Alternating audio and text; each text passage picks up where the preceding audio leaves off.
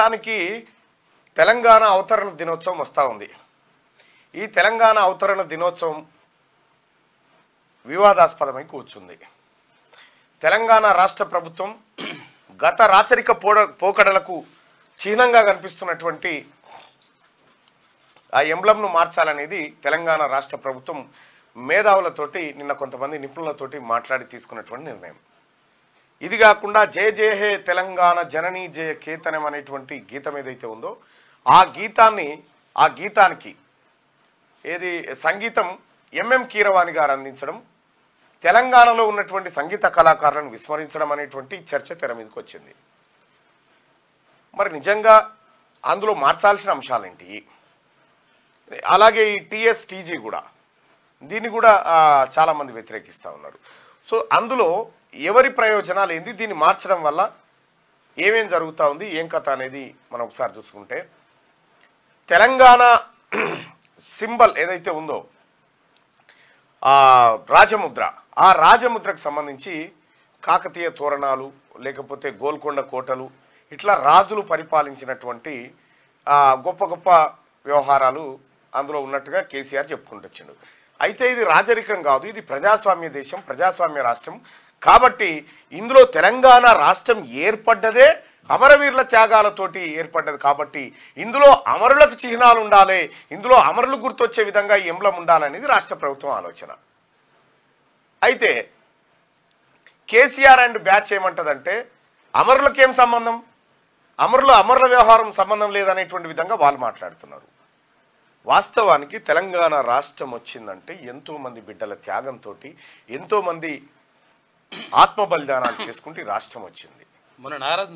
మొన్న నాగరాజును మీరే చూసారు. కాబట్టి ఇక్కడ క్లియర్గా చెప్పాల్సింది ఏంటంటే ఇది తెలంగాణ అస్తిత్వానికి దగ్గరగా ఉండేటువంటి ఎంబ్లంగా ఉండాలనేది ముఖ్యమంత్రి రేవంత్ రెడ్డి గారి ఆలోచన. లేదు అలా ఉండకూడదు అనేది కొంతమంది వేరే వాళ్ళ ఆలోచన. సరే, ఏదేమైనప్పటికీ కాంట్రవర్సీ ఇది. ఇక రెండో అంశం తీసుకుందాం. ఎవరు మన ఈయన పేరేంది, ఎంఎం కీరవాణి గారు.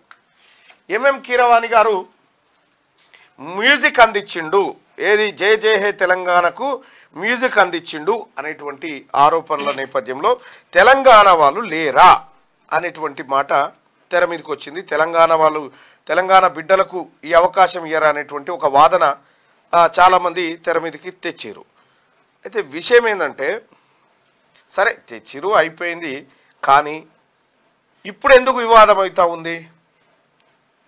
ఎంఎం కీరవాణి గారికి అర్హత లేదా తెలంగాణ జయ జయ హే తెలంగాణ అనేటువంటి పాటను పాటకు సంగీతం అందించడానికి అనేది చాలామందికి ఒక చర్చగా మారిపోయింది.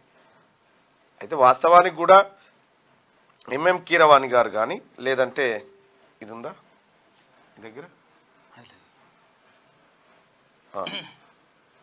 వాస్తవానికి కూడా చాలామందికి అసలు ఆంధ్ర వాళ్ళ వాసనే అంటకూడదు ఈ పాటలకు, ఇది అంత స్వచ్ఛమైన పాటలు అని వీళ్ళే గగ్గోలు పెడతా ఉన్నారు.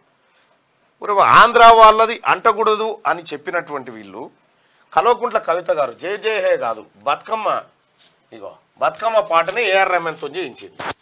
బతుకమ్మ పాట కవిత సృష్టించినటువంటి ఆర్టిఫిషియల్ బతుకమ్మ పాటకు ఏఆర్ రెహమాన్ సంగీతం అందిస్తే ఇది ఎంత గొప్ప విషయం అంటారు. మరి అదే ఆస్కార్ విజేత జయ జయ హే తెలంగాణ అనేటువంటి ఒక పాటకి సంగీతం అందిస్తే ఇది తప్పని అంటారు. వాళ్ళయ్య అంటుండే ఇట్లా, ఇప్పుడు వాళ్ళయ్య వాళ్ళన్న. వాస్తవానికి ఈ బతుకమ్మ మీ అందరికీ తెలుసు తెలంగాణలో మాత్రమే ఉండేటువంటి పండుగ. ఆ పండుగకు ఏఆర్ రెహమాన్ దగ్గర మ్యూజిక్ కొట్టించింది ఈమె, ఇది రైట్ అయ్యాలి. ఇవాళ కీరవాణి దగ్గర ఈ మ్యూజిక్ కొట్టించడం ఇది తప్పు అయిపోయింది. ఇగో వీళ్ళేమో ఇటు సైడ్ నుంచి ఏది ప్రభుత్వ అనుకూల వర్గమేమో కవిత చెప్పిన విషయాలను, ప్రభుత్వ వ్యతిరేక వర్గమేమో ఏఆర్ రెహమాన్ ఆంధ్ర పర్సన్ అనేటువంటి మాట చెప్తా ఉన్నారు. వీళ్ళకు వాస్తవానికి కూడా మాట్లాడే అర్హత లేదు. ఎందుకు చెప్తా ఉన్నంటే బీఆర్ఎస్ పార్టీ ముఖ్యంగా, సరే ఉద్యమకారులకు ఉంటే ఉండొచ్చు కానీ బీఆర్ఎస్ పార్టీకి లేదు. ఎందుకంటే కాంట్రాక్టుల దగ్గర నుంచి ప్రతి దోపిడీకి ఆంధ్రులతో కలిసి చేసింది కేసీఆర్ కుటుంబం. కాబట్టి వాళ్ళకి ఆ అర్హత లేదు.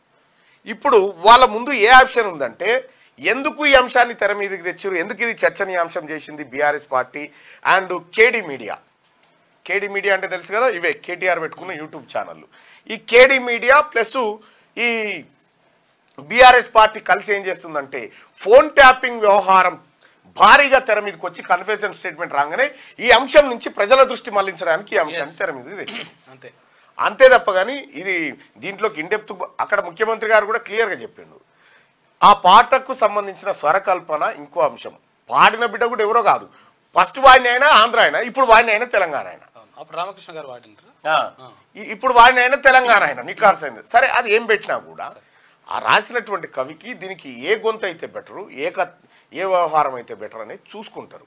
సహజంగా చూసుకొని మీరు బీఆర్ఎస్ పార్టీని ఖండాంతరాలు దాటించి విశ్వవ్యాప్తం చేస్తారని బయలుదేరిన మునగాళ్ళు మరి ఈ పాటకు మంచి సరికి ఎక్కడ ఉంటే అక్కడ తీసుకుంటాం అనేటువంటి మాట అందశ్రీ గారు చెప్పినారు.